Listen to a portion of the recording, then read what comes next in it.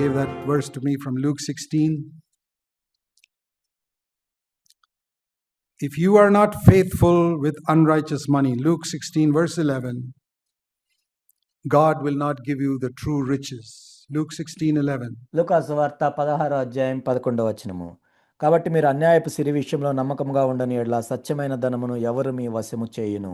If you are not faithful, let me paraphrase it. If you are not faithful with money in your house, God will not give you the anointing of the Holy Spirit. నేను మీకు వివరించి చెప్తున్నాను.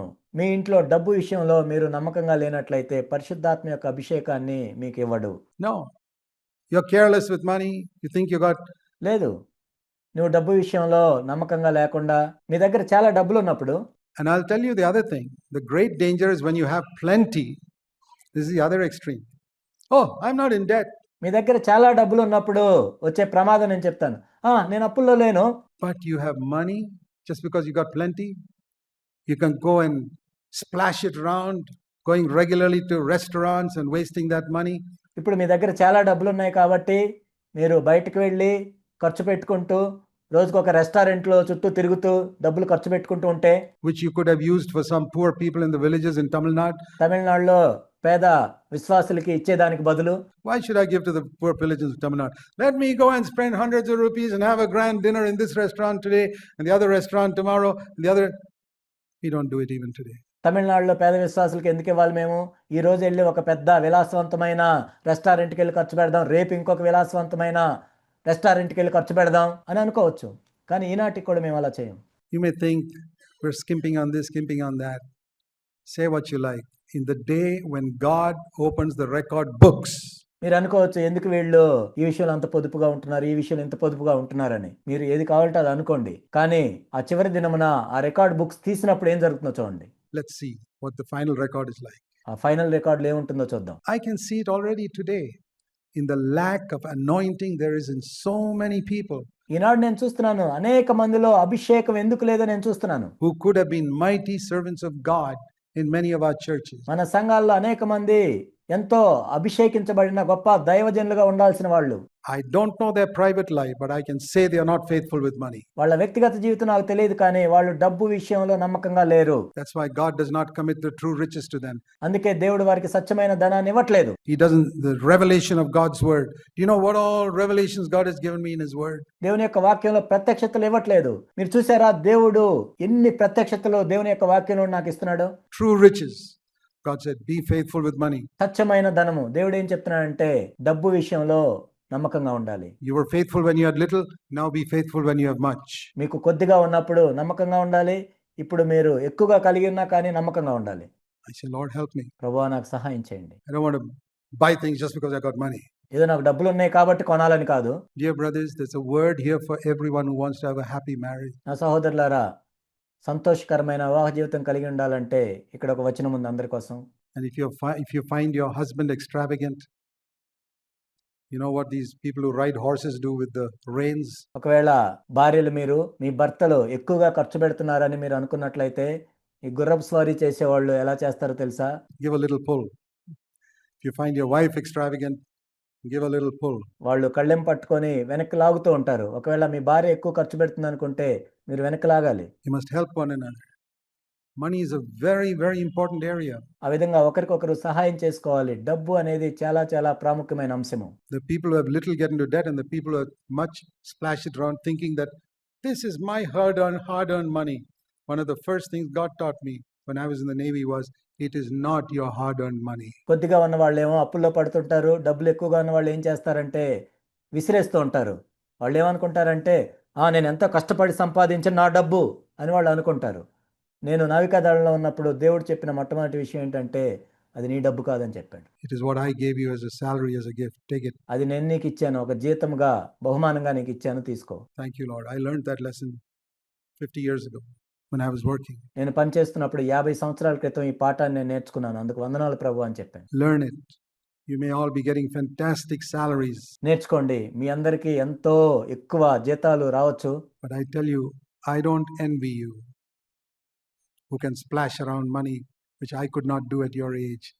I feel sorry for you. నేను మీ మీద అసూయ పడట్లేదు.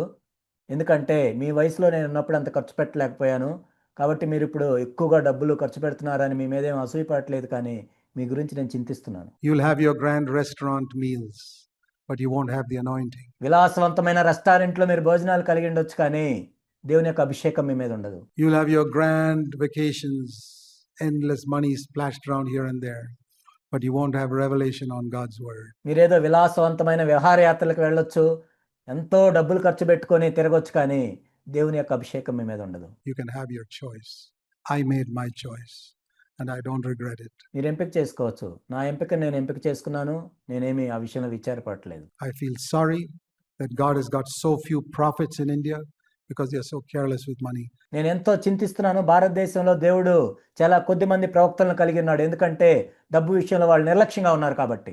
I have longed and longed for 37 years 37 సంవత్సరాల నుంచి నేను చూస్తూ ఉన్నాను to see prophets rise up in all of our CFC churches.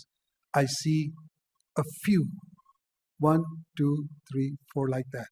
CFC సంఘాల్లో ప్రవక్తలు లేవబడాలని నేను చూస్తూ ఉన్నాను, కానీ 1, 2, 3, 4 ఇక్కడ అక్కడ కొద్ది మందిని మాత్రం నేను చూస్తున్నాను. There should be many more. నిజానికి ఇంకా ఎంతో ఎక్కువ మంది ఉండాలి. God has not united you in marriage just to keep each other happy, మీ ఇద్దరు ఒకరితో ఒకరు సంతోషంగా ఉండాలని కాదు దేవుడు మిమ్మల్ని జతపరిచింది, but to build his church. Be faithful దేవుని యొక్క సంఘాన్ని కట్టాలని. కాబట్టి నమ్మకంగా ఉండండి. and don't complain when your husband can't buy something. మీ భర్త ఏదైనా కొనలేనప్పుడు ఫిర్యాదు చేయొద్దు. Live simply. సామాన్యంగా జీవించడం నేర్చుకోండి. Help the poor. పేదవారికి సహాయం చేయండి. Don't splash it all on yourself. God will reward you abundantly. I'll give you one verse on that. మొత్తం మీ మీదే ఖర్చు పెట్టుకోవద్దు, దేవుడు మీకు బహుమానాన్ని ఇస్తాడు. ఒక వచనాన్ని మీకు చూపిస్తాను. Psalm 41.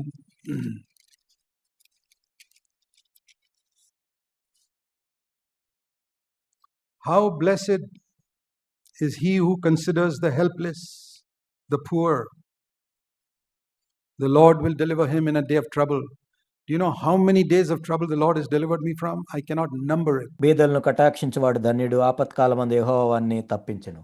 దేవుడు ఎన్నిసార్లు ఆపదల నుంచి నన్ను తప్పించాడో మీకు తెలుసా? నేను లెక్క పెట్టలేను. The Lord will protect him and keep him alive. He has protected me in numerous places. యెహోవా వారిని కాపాడి బ్రతికించును. అనేక సార్లు దేవుడు నన్ను కాపాడాడు. He'll be called blessed on the earth. He will not give him over to the desire of his enemies. I've had numerous enemies. భూమి మీద వాడు ధన్యుడగును, వాని శత్రువులు ఇచ్చెకు నీవు వాన్ని అప్పగించవు. నాకు ఎంతో మంది శత్రువులు ఉన్నారు. Because I stand up for the Lord. The Lord has never given me over to their desire. ఎందుకంటే నేను దేవుని కోసం నిలబడ్డాను కాబట్టి. అయినా కానీ దేవుడు నా శత్రువుల ఇచ్చకు నన్ను ఎప్పుడు అప్పగించలేదు. The Lord will sustain him upon his sick bed in his illness. రోగశయ్య మీద యెహోవా వారిని ఆదరించును, రోగము కలుగ్గా నీవే వారిని స్వస్థపరచుదువు. He will restore him to health. I cannot tell you number of times I've been sick and up the next morning healed. కాబట్టి ఎన్నిసార్లు నాకు రోగం వచ్చినా కానీ తర్వాత రోజు ఉదయమే వెంటనే దేవుడు నన్ను లేవనెత్తేవాడు. Otherwise I would not have been able to serve the Lord all these 46 years. లేనట్లయితే 46 సంవత్సరాలు కూడా నేను ప్రభువుని సేవించలేకపోయేవాడిని. By the grace of God, I've never missed a meeting in 46 years due to sickness. దేవుని కృపచేత నేను ఈ 46 సంవత్సరాల్లో కూడా ఒక్కసారి కూడా నాకు రోగం వచ్చిన కారణాన్ని బట్టి నేను మీటింగ్ మిస్ అవ్వలేదు. It's not something to glory in. Well, my wife has had a part in it to keep me healthy, but God has taken care of me. That's all. I give the glory entirely to God. ఇది అతిశయించడానికి కాదు, కానీ ఈ విషయంలో నా భార్య కూడా నాకు సహాయం చేస్తూ ఉంది. అయినా కానీ దేవుడే నన్ను కాపాడాడు. సమస్త మహిమ కూడా నేను దేవునికే ఇస్తున్నాను. I say to you, my brothers and sisters, care for the poor.